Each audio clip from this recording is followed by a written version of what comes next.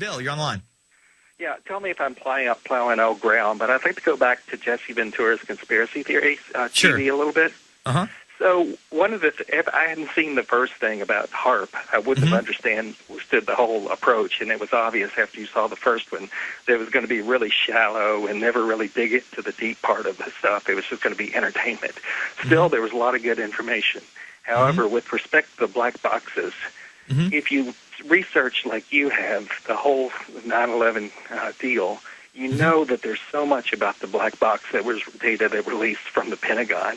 You know the picture of the black box there in Shanksville.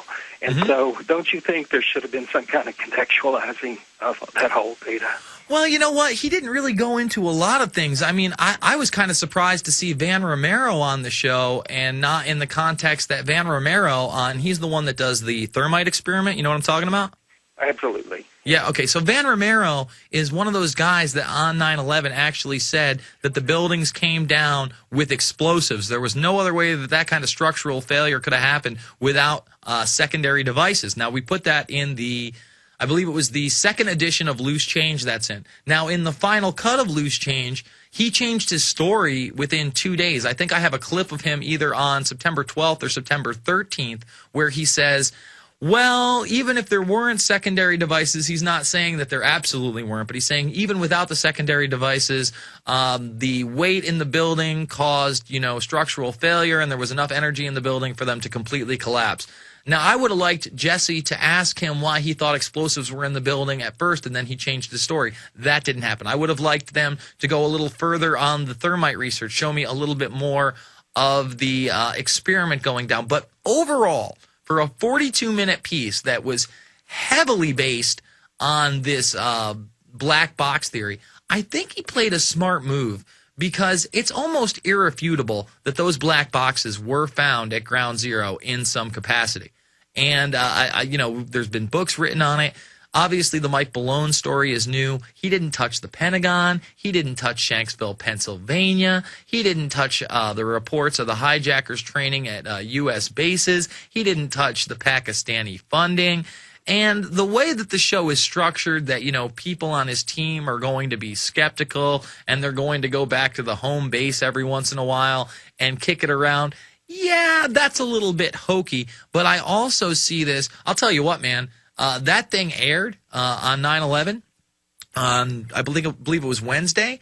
That night into the next day, I had over 125 Facebook friend requests of people I'd never seen before. And I can only think that that is due to the fact that people watched this show, typed in 9/11 truth or investigate 9/11, came across me and my material, and then wanted to learn more. So I think it's a great jumping off point. I mean, even his HARP episode that I watched had a few hokey moments, and they did some editing that I wasn't too, happy with. But at the same time, they had Nick Begich on there. They explained how HARP worked. I think they may have even went a little over the top with the mind control aspect at the end, but not too over the top that it's going to draw people away from the information. So overall, I think this series is a great thing. It's getting record numbers on True TV. I hope it gets renewed and that they're able to do a follow-up to the 9/11 episode. Hey, they had Willie Rodriguez on, and they had a really fair account of that. Do you think they're going to have any kind of inside producers or consultants? I know Alex was involved, but other people that they would tap into on a follow-up episode? Yeah, I think that seeing as he went to Professor Stephen Jones this time around, maybe he's going to go to somebody like Richard Gage the next time around. He tried to get John Farmer. I don't think John Farmer was interested in doing an interview that wasn't in a controlled environment. But you look at the did you happen to see the CBC unofficial story special that was a week before that? Absolutely, yeah. That was the best mainline piece on 9/11 I've ever seen in my life. Okay, absolutely. even when they had Jimmy Meggs up there totally and completely lying to Bob McEwen. And Bob McEwen is a huge U.S. journalist. He's on the top networks here. You know what I mean? You see him on television. He's just done the CBC for years and years and years as well.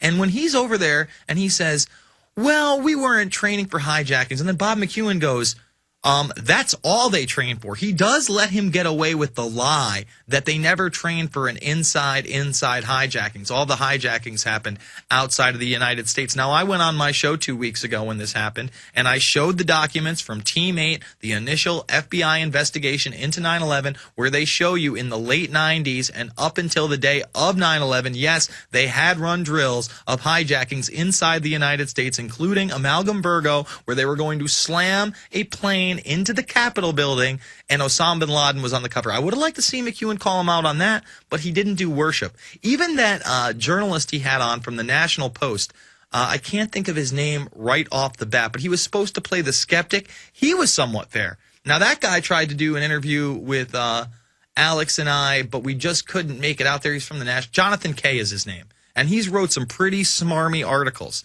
But we went back and forth in an email exchange, and I said, look, man, I'm more than willing to do any kind of interview you want. I just want you to look at the material that I've presented, watch my movie Fabled Enemies. My guess is he watched my movie Fabled Enemies, and then he had no interest in actually interviewing me, because that movie is airtight. It sits next to me right now. If you want to know how 9/11 was run, if you want to understand the international intelligence operation that is 9/11, how they got the hijackers into the country through a CIA front base, which was supposed to be a Saudi Arabian visa center, how they were trained at U.S. military bases, how Israeli operatives were arrested on the morning of 9/11, how the Pakistanis funded Atta and others. Please get this film, make copies, and hand them out.